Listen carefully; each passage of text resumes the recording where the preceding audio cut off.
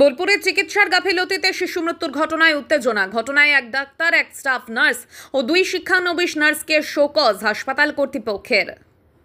বোলপুর মহকুমা হাসপাতালে চিকিৎসার গাফিলতিতে শিশু মৃত্যুর ঘটনায় উত্তেজনা ছড়ালো মঙ্গলবার।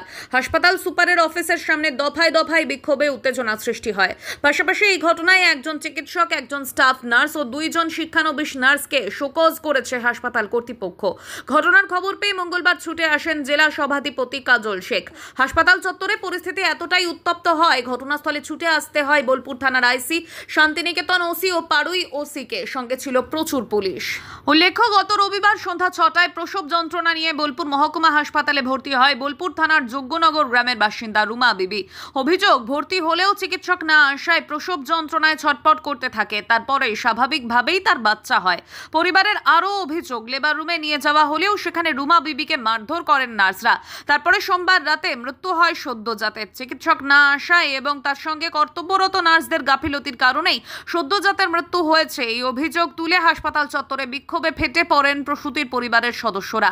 মঙ্গলবার সকাল থেকে ব্যাপক উত্তেজনার সৃষ্টি হয় হাসপাতাল চত্বরে। পরিস্থিতি নিয়ন্ত্রণ করতে এলাকায় এসে পৌঁছয় শান্তিনিকেতন, বোলপুর ও পাড়ুই থানার পুলিশ বাহিনী। পরে ঘটনাস্থলে আসেন বীরভূম জেলা পরিষদের সভাধিপতি। দীর্ঘক্ষণ হাসপাতাল কর্তৃপক্ষের সঙ্গে আলোচনার পর কর্তব্যরত চিকিৎসক ও নার্সদের শোকজের সিদ্ধান্ত নেওয়া হয়। পরে পরিস্থিতি স্বাভাবিক হয়।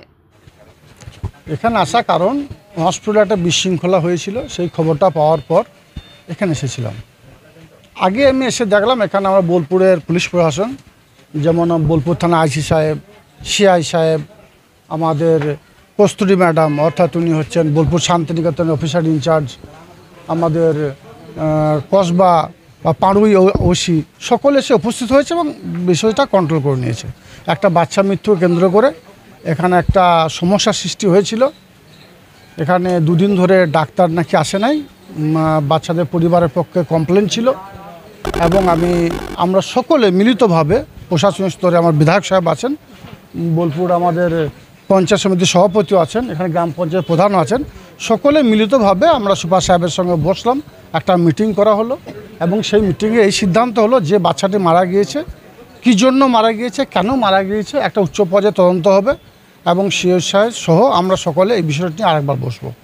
একটা বড় অভিযোগ এই সিয়ান মহকুমা হাসপাতালে ওঠে, এটা হচ্ছে লেবার রুমে প্রসবের সময় নাকি নার্সরা যারা প্রসব করছেন লেবার রুমে তাকে মারধর করা হয়, অশ্লীল ভাষায় গালিগালাজ করা হয়।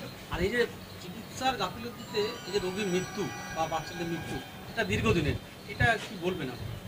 দেখুন, রোগী চিকিৎসার যে গাফিলতি, এটা হওয়া বাঞ্ছনীয় নয়। কারণ আমাদের রাজ্যের মাননীয় মুখ্যমন্ত্রী মাননীয় মমতা বন্দ্যোপাধ্যায় এই হসপিটালটা বিগত দিনে কী পরিকাঠামো ছিল, এখন কি পরিকাঠামো আছে আপনারা অবশ্যই বুঝতে পারছেন, অনেক উন্নত হয়েছে। ডাক্তারের কমিও এখানে নেই, পর্যাপ্ত পরিমাণ ডাক্তার আছে। তার সত্ত্বেও ডাক্তারের অভাবে রোগীর মৃত্যু, এটাকে কোনোভাবেই আমরা মানতে রাজি নই। যার জন্য আমরা বসেছিলাম সুপার সাহেবের সঙ্গে এবং অল্প এক থেকে এই সপ্তাহ বা তার পরের সপ্তাহের মধ্যে আমরা এখানে জরুরি একটা বৈঠক বসবো এবং প্রশাসন লেভেলের ডিএম সাহেব থেকে শুরু করে সকলে মিলিতভাবে এখানে বসবো এবং আলোচনা হবে এবং মিনিস্টার সাহেবও থাকবেন।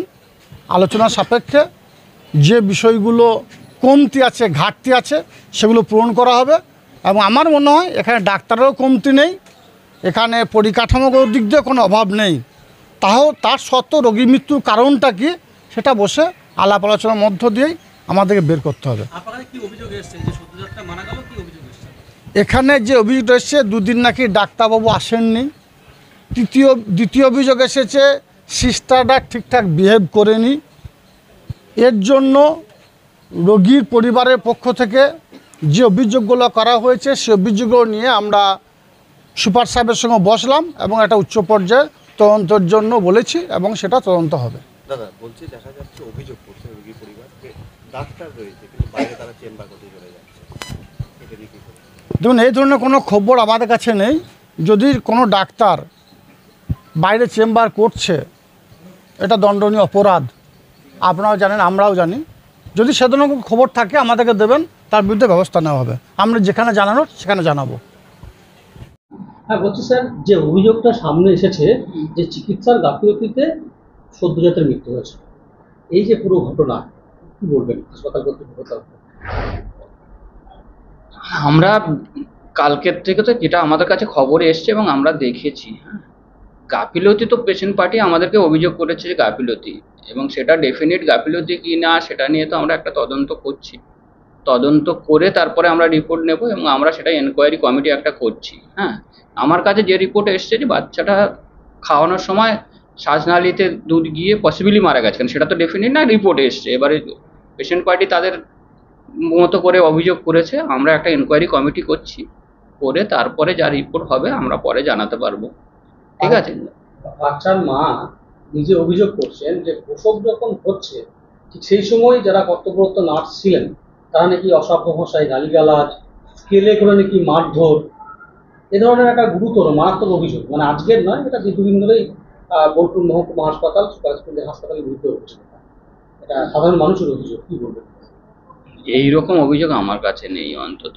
হ্যাঁ, এবার প্রসবের সময় মা কি গালাগালাজ বা কথা বলা, সেটা কি ধরনের ভাষা, কে কি বলেছে সেটা তো আর আমি বলতে পারবো না। মায়ের অভিযোগ হতে পারে, অনেক সময় অনেক কথা হয় লেবার রুমে, সেটা কিভাবে কথা বলেছে সেটা হতে পারে। আমি এক্স্যাক্টলি এইরকম আমার কাছে অভিযোগ নেই।